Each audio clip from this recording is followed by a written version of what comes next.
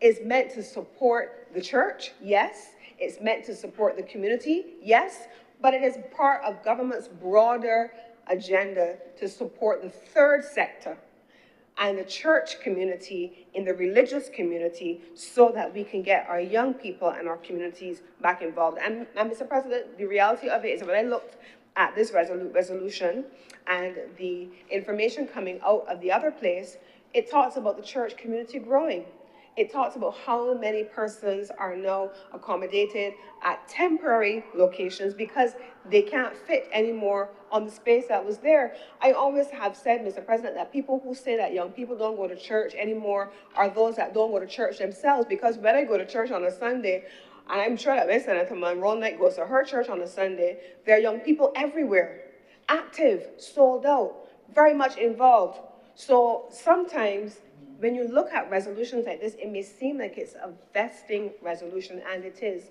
It is an acquisition legislation, piece of legislation, and it is resolution, and it is. It is allowing us to lease land, very much so, true, but it really is an investment in our communities, and in this case, the community in St. John. So, Mr. President, what we are looking for here now is what I'm going to go to, I should say, is that the Ministry of Housing and Lands, in engaging with the church, with the owners, with the facilitators of the church, looked at the land value under the Barbados Revenue Authority. And the land value under the Barbados Revenue Authority, they rationalized it cost is valued at approximately $175,000.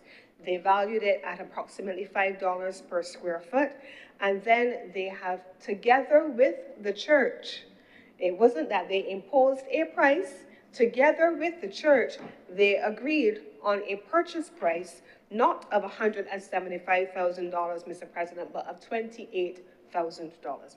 And that is the cost that we are looking at, Mr. President. And so now, where we are proposing to go in the order number 8 is in facilitating a netting off of the sale of the land with the lease of the adjacent piece of land to allow for the expansion of the church. And so, Mr. President, I don't want to make this into a lengthy debate. I don't want to go into all kinds of tangential things that are not necessarily related to the matter, but I want for us to be able to approve the resolutions allowing in the first instance for the sale of approximately 2.7 meters of land, 2,700 meters of land, 3,700 meters of land, and the lease of 3,100 meters of land to the Pilgrim Holiness Church at Bath Village in Welches in St. John. And with these very few words, Mr. President, I beg to move that this resolution do not pass.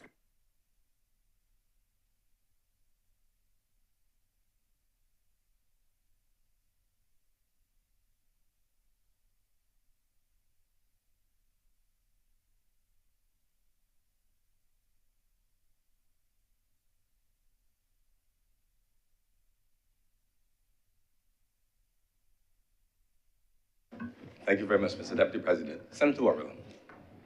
Thank you, Mr. President. I too will be brief in my submissions on these two resolutions. Mr. President, we don't have any objection to the church, the swap in the properties to allow for the church to expand.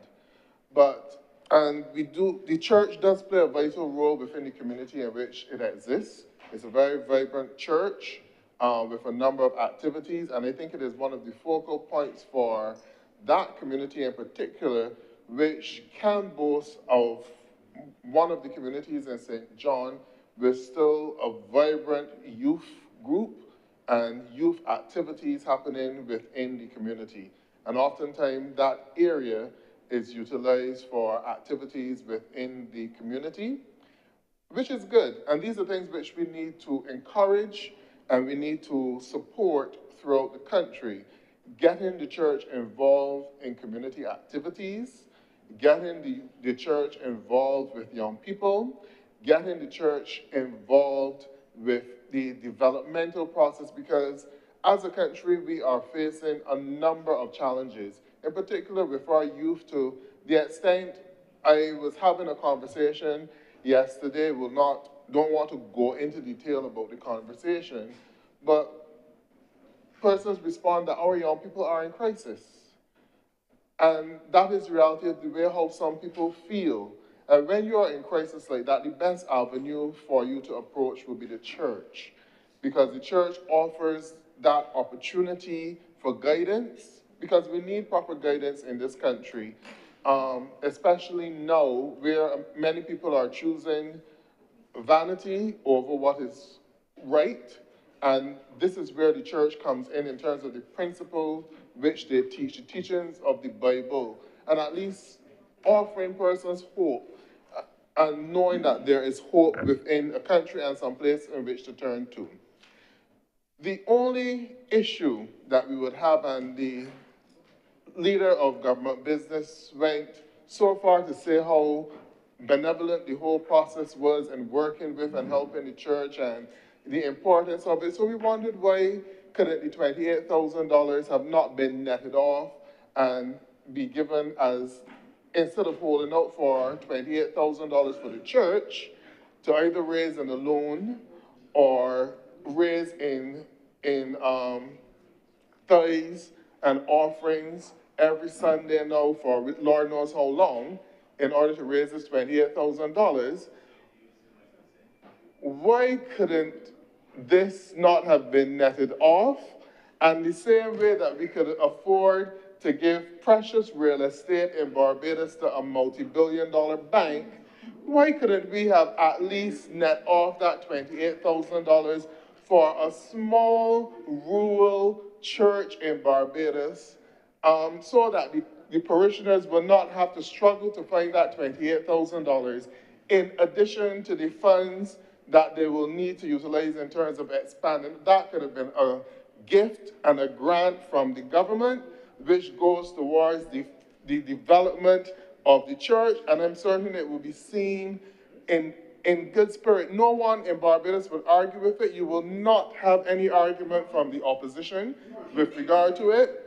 We would actually be quite pleased if you made the decision to do that. But on one hand, you want to say that, oh, we are being so joyful and with open arms and working with the church, but yet so you don't treat the church with the same level of latitude with which you gave to a multi-billion-dollar bank in giving them prime real estate in Barbados for not even a penny, not even a dollar, not even a hate me, but for this small church, you are demanding $28,000. Could you not have done better? Where was the conscience then? Where was the conscience at the negotiation table then? I think if you had a conscience at the negotiation table, zero would have been in that position, and the church would be joyful, rejoicing, no, they have a start in terms of the building. That is money that has been taken away from food hampers, which the church would normally give to the community. That is money that can no longer go towards the homework program within the community. That is money that can no longer go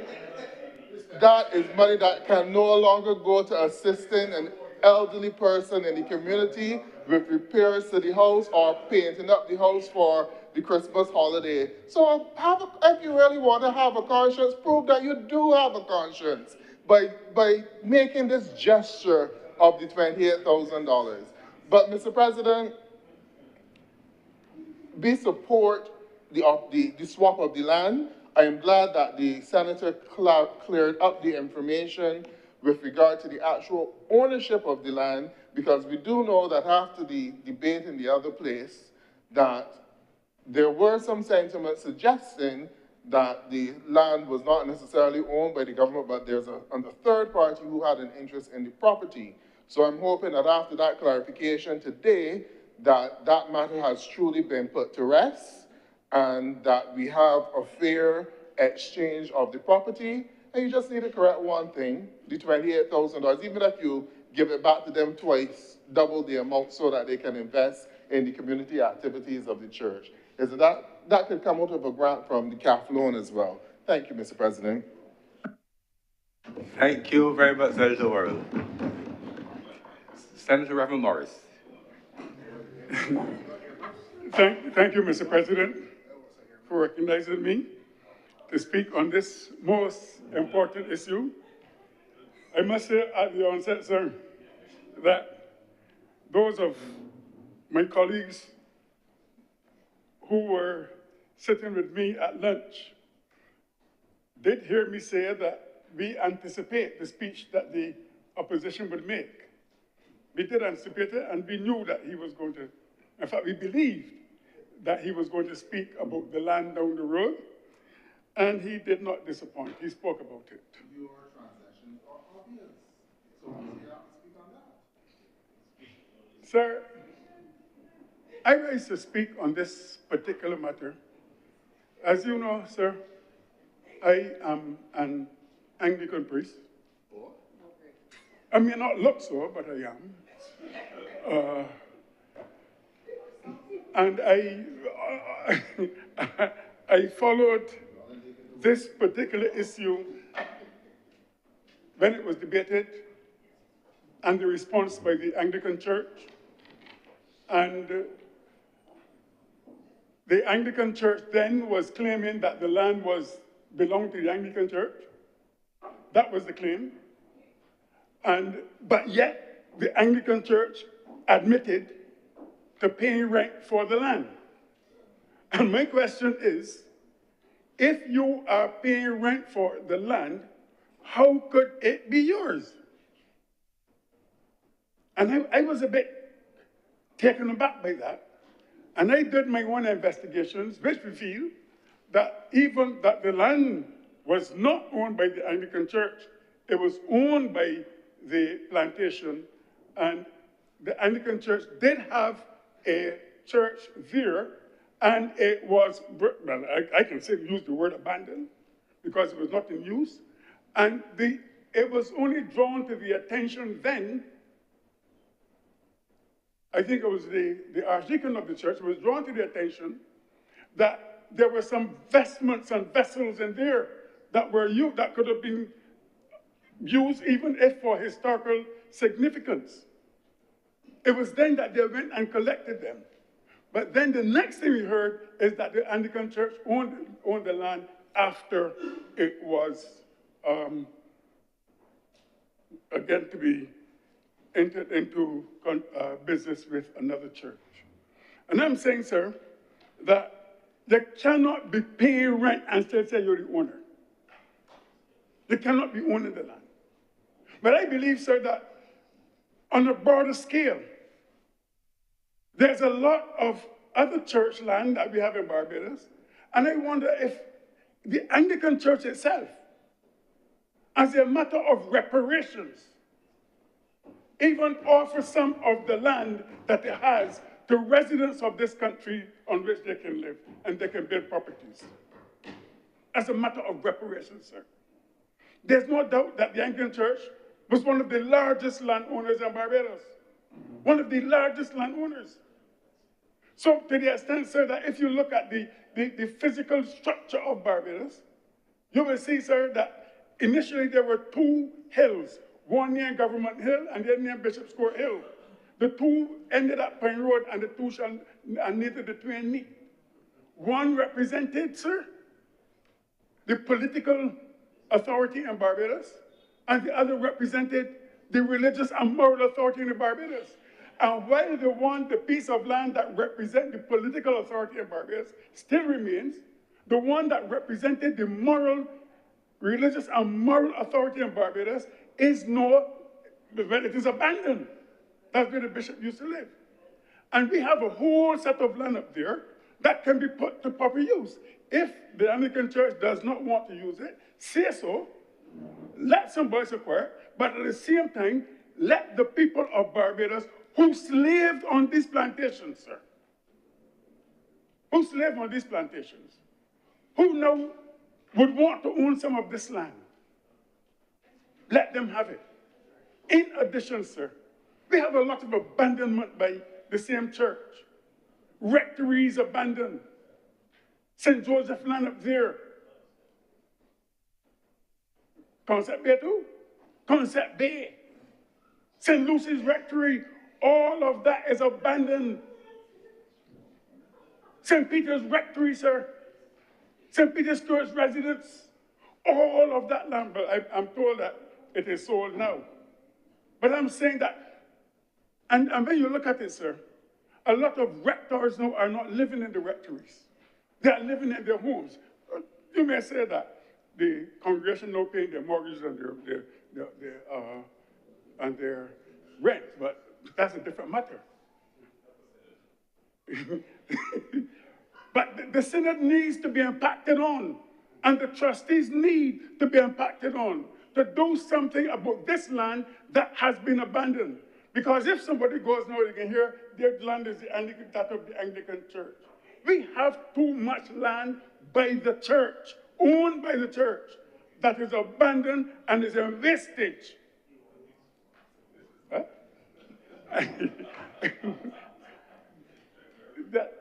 It's wastage, sir.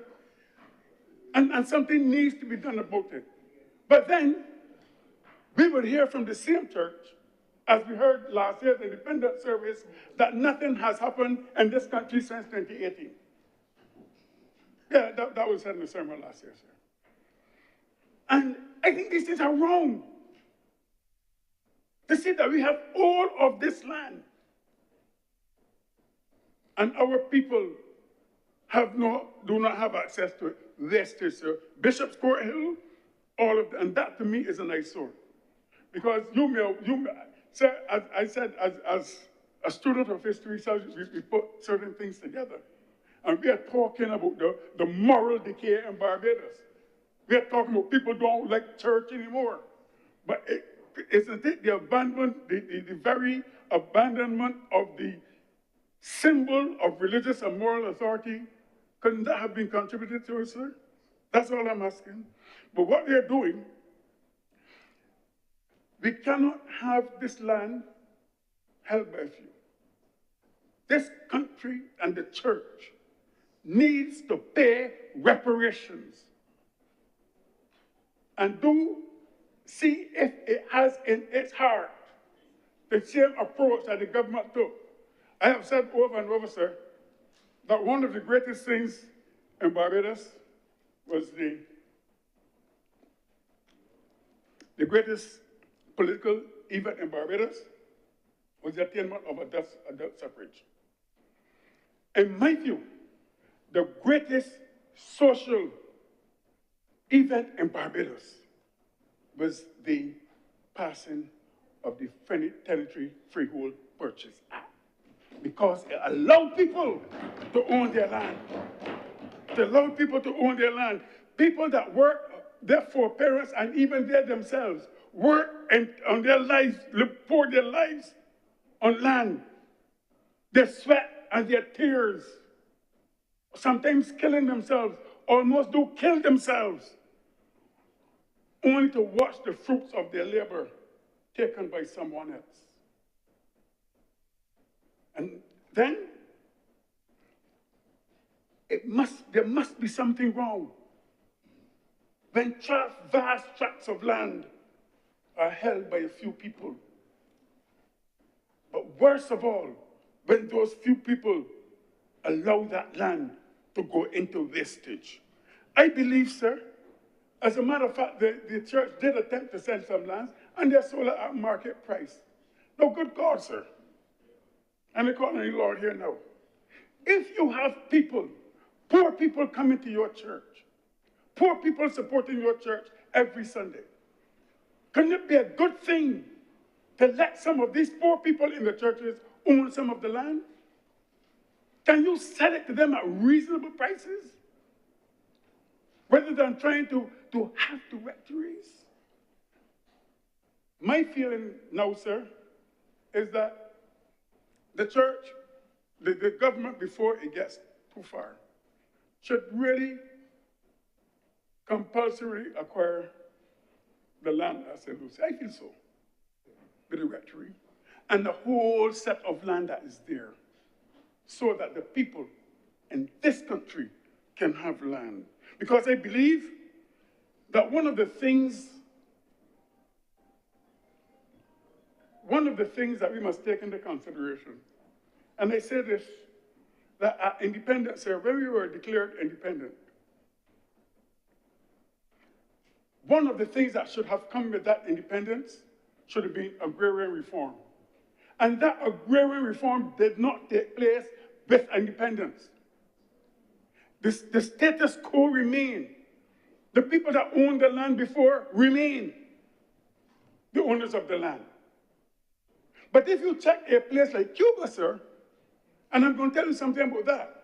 If you check a place like Cuba, as soon as Castro was able to come to power, what he did was to ensure that every Cuban family had access to 27 hectares of land. And despite all that has been done to the Cubans, despite the sanctions, despite all that was happening to them, they were able to survive. You know why? Because they were able to use the land to their own advantage and survive to this day, whatever was thrown at them. We in this country must stop seeing land as dirt and start seeing it as capital. That is why we must invest in our people. All institutions, all of them. We must see our people not only just as employees, but also entrepreneurs of themselves. And I'm saying to you that when you give people title to land, it's not just a piece of paper, it is collateral. That's what we have in collateral. And even now, if we want to see to it, I mean, look, there's so much that could be done with this land owned by churches. You can build community centers, even in districts where you own those lands. Set up buildings there where you can bring the church to the people. Every year we talk about Christmas and Jesus coming. Jesus coming new. But that means that Jesus came and dwelt in the midst of humanity where they were. And we can take people. I remember the days when St. Peter's Parish Church used to hold school in Black Bess, church in Black Bess. Maybe that's why I was able to become a preacher. You know, because it was there. But we need to invest in the people. And the Anglican Church needs to get rid of some of this land by repairing all the damage that has been done to the people of this land, the very people that work the land, sir. But more than that, giving up this land is social justice and human dignity. We move beyond economics and we talk about human dignity, justice, because for too long, the history of land has been a history of theft. It has been a history of exploitation, and inherited privilege. When the people own their land, they gain respect, they gain status in their community. And then we can enfranchise our people by allowing them access to the land that is there. And the church, the Anglican Church, must be, not only the Anglican Church too, because all of them, the Anglican, the Methodists, the Moravians, Catholics, all of them. I remember, if you read the documents, the person that brought Methodism to the Caribbean, Nathaniel Gilbert, the people didn't have land, they could not go into churches, and he preached to them at his back doorstep. The Moravians in 1816, they paraded and jumped up. Thank God our slaves were not involved in the rebellion. But yet, we have people, still the descendants of those same slaves, not owning the land. And then the Anglican Church now is using this land, not for the benefit of the poor people, but to further enrich those who already have it. I believe, sir, that the time has really, really come that we can have reparations right here by some of the institutions that hold this land in Barbados. Because I believe that part of freeing the people is giving them access to this most glorious land. The Bible has always said if you own land, it's a blessing. But I beg the church to bless some of our people. Bless some of our people. That is what we need to do. In that way, sir, we will be addressing and doing the work that Jesus had in his sayings, to look after the poor, to look after the sick, to look after those who are thirsty, to look after those who are captive, not for our own enrichment, sir. I thank you. Amen, Senator. Thank you very much, Senator Reverend Rogers. Morris, sorry, but there, again, my priest mixed up. Senator Reverend Morris. Senator Cummings. Mr. President, thank you very much. I beg to move this resolution do not pass. The question is that this resolution, and this is resolution number 7, do now pass. Those honorable senators in favor, please say aye. Aye. Those against, please say no. Methinks the ayes have it.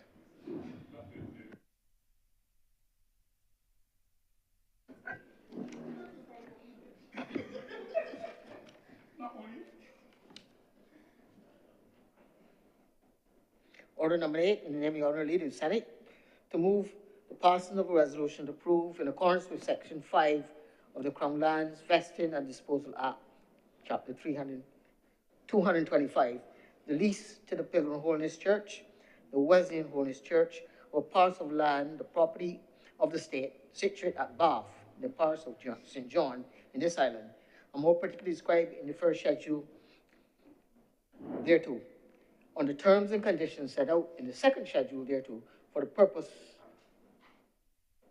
to operate its church services. Mr. President, I beg to move this resolution do not pass. The question is that this resolution do not pass.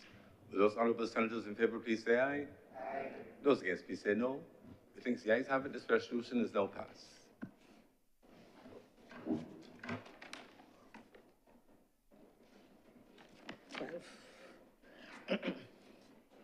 Order number 12, sir.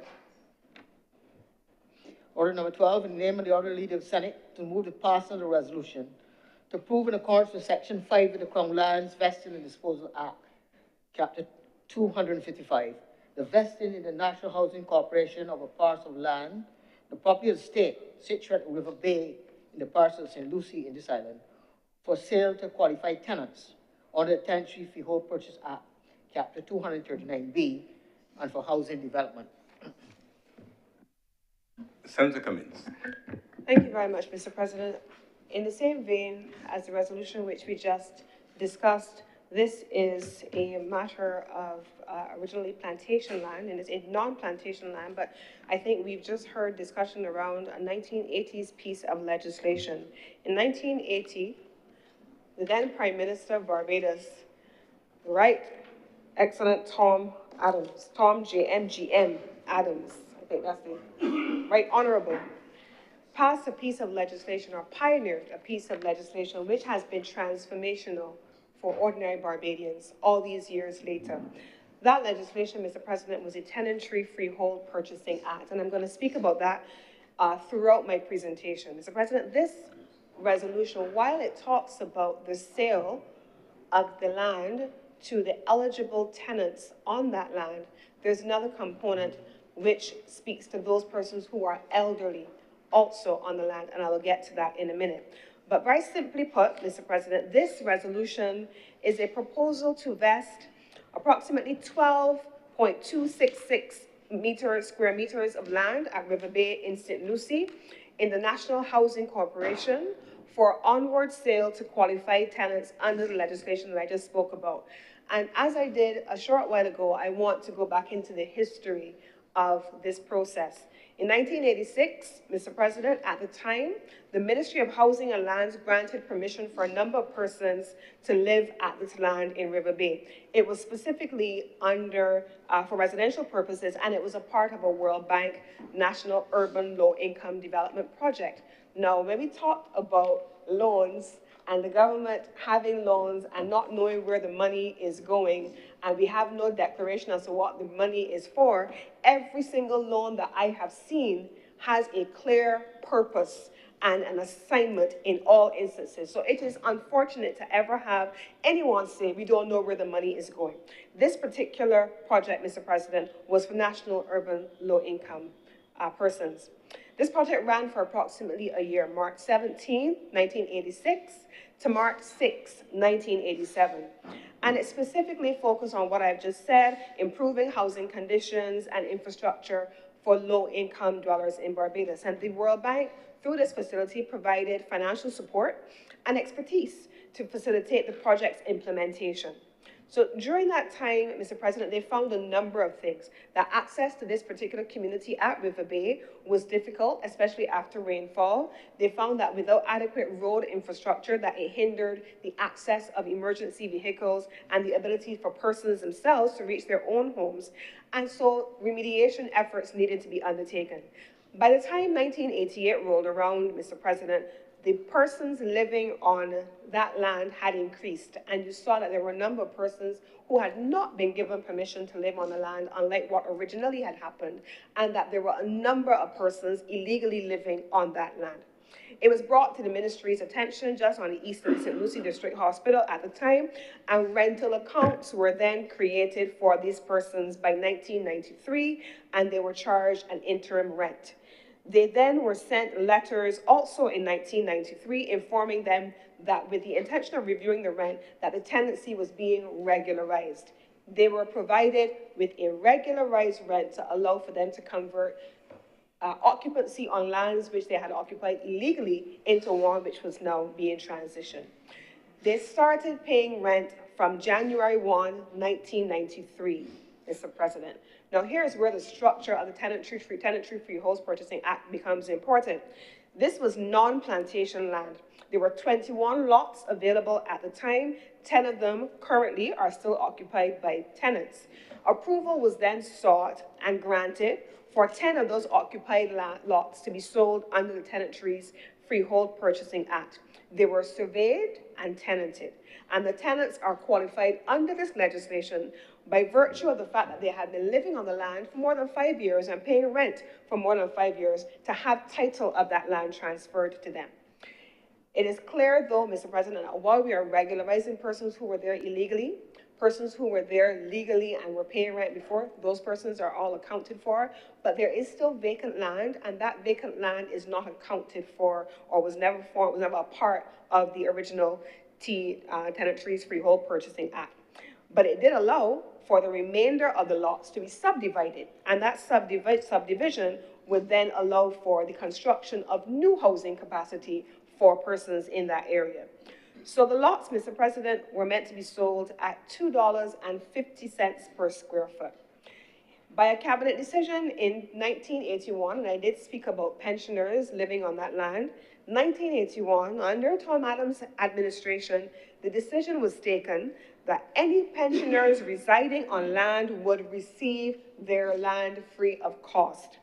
There are at present, Mr. President, approximately 7 old age pensioners residing at River Bay in St. Lucie, and under this resolution, they will receive their land free of cost. That's important, Mr. President.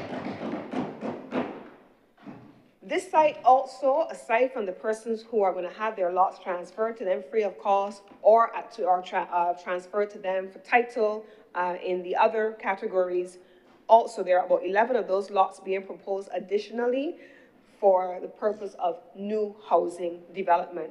And the lands at River Bay will then allow us to continue the process of regularizing the status of the residents that are there, improving living conditions that I've spoken about earlier in terms of roads and access to communities, and it will allow for further infrastructural improvements in the area. This is what this government is doing for Barbadians in this rural community. We want to make sure that people have the dignity of a home that they own, and they own a piece of the rock. But, Mr. President, before the landowner originally of this land passed, he had a specific ask. And he had a specific ask that this land be made available for those that are underprivileged. And the government has sought to ensure that under this piece of legislation, they're able to make land available and give clear title to persons who ordinarily would not be able to have access to that. So as at May 2025, 29 residents have already received their title to the long-occupied lots, with 111 of 115 lots at this location, Mr. President. But this one, no, let me just correct that. This is now, we just spoke about Bath, St. John. Bath is under being regularized.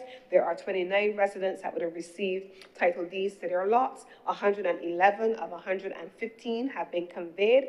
And that is another community that has had the benefit of the Tenantries Freehold Purchasing Act. I just want to make a brief point here, Mr. President, on the other communities across the country that have also been benefiting from government doing exactly what I have just taken the time to describe all across the country. Searles in Christchurch, Poole in St. John, Coconut Hall in St. Lucie, Colleton, St. Lucie, Clifton, St. Philip, Concordia North, Dodds in St. Philip, and Ginger Works also, Mr. President. These are all areas that the government is taking the actions that I have just been describing. And I want to close by making a point here, Mr. President, because I mentioned the World Bank, and I mentioned the loan structure for Barbados, and I mentioned some of the commentary that typically comes up whenever Barbados comes with a loan. And whenever that comes up, and we hear sometimes in different places about how the Prime Minister always has these loans and how the Prime Minister travels all the time to get different things. That's part of the housing solution for Barbados, it's part of the road infrastructure solution for Barbados. And I want to make a point, and I know that the Honorable Prime Minister will probably not want me to say what I'm going to say, but I'm going to say it anyway. I think we have put her in an untenable position at times. I want to say something in this chamber. Last week, Thursday, I saw on Instagram, we were preparing for the first shipment to Jamaica. The Prime Minister was in the Bridgetown port meeting with SEDEMA and DEM as the first shipments were going off to Jamaica. And Barbadians saw her there. But I am certain that besides those of us who were in cabinet who knew her travel schedule, most Barbadians did not connect the fact that the day before they had seen her in Paris, meeting with officials in Paris and posting it on her page. When we say that Barbados is 166 square miles, and we cannot exist in a vacuum by ourselves, and we have to interact with the world, and the cost of silence, as we've heard from another honorable member on this side of the table, is not an option. A prime minister, a leader of a country, has to engage with the rest of the world. But when a prime minister is under such pressure to make sure she's balancing what she has to do for the country overseas with what she has to do for the country at home, that she leaves a country on a Tuesday evening, flies through the night, lands on a Wednesday morning, gets to a meeting on the Wednesday, and flies back out on the Thursday morning, lands and goes straight from the airport to PAC and to see SEDEMA and DEM to make sure that the response to Jamaica is what it is. We are putting our leadership in untenable positions for political gimmickry, and it's not the right thing to do. It's not the right thing to do. A prime minister who has the burden of leading a country under difficult circumstances has to be here and there. And while some of us sit in the comfort of unaccountability to the public, she has to be able to navigate, making sure that in all instances, at home and abroad, she represents Barbados's agenda. And so, Mr. President, this particular resolution on providing access, ownership, a piece of the rock, providing access services to people in the River Bay area of St. Lucie and in all the other areas that I have just been describing, requires Barbados to engage at home, yes, to have access to the resources at home, but it also requires us to be able to have access to the resources like the same World Bank facility of 1986 that was focused on this particular community in the St. Lucie area, and to ensure that there were low-income housing solutions for Barbadians. This is what governance is about. This is what government has to do. And this is a government that looks after people, all people. And this resolution is for poor people. And it once again says this government supports people in this country. This government cares. And with these few words, Mr. President, I beg to move that this resolution do not pass. Thank you, Senator Cummings. The question is that this resolution do not pass. Will those honorable senators in favor, please say aye. Aye. Those against, please say no. The things the ayes have it, this resolution is now passed. Mr. President, I beg to move that having the government... Mr. President, permission to revert to messages from Her Excellency, the President. Thank you very much. There was another message from Her Excellency, which was neatly tucked under the first message, and that message reads, dated November 5th, 2025. Dear Mr. President, I wish to inform you that I shall be away from the island on Thursday, the 6th of November, 2025 on vacation leave. In accordance with the provisions of Section 33 of the Constitution, the Very Reverend Dr. Jeffrey Douglas Gibson will perform the functions of President during my absence. As the Honorable the Senate will not be meeting prior to the departure, it will not be possible for the usual formal message to be sent to your chamber. Will you therefore please bring my absence formally to the attention of the Honorable the Senate when next it meets? Signed by the President on November 5th. For those who are staring at me quizzically, the earlier message was in relation to November 3rd. This is in relation to November 6th. There are two separate messages for two separate and discrete days of absence from duty. So that need to be read into the record, so you will see them reflected in the minutes of the meetings whenever the President is not at duty or someone is acting. They're formally read into the record of the Parliament. So it's important to correct that. And we're this morning and not seeing the second message, even though it was here before that.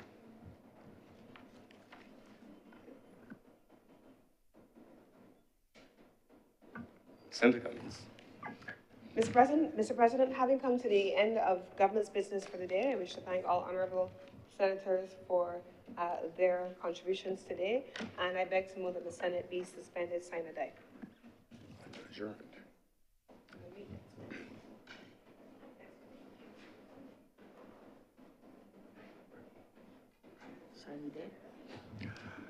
The question is that the Honorable the Senate be now adjourned sine die. Will those honorable senators in favor please say aye? Aye. Those against please say no. I think the ayes have it.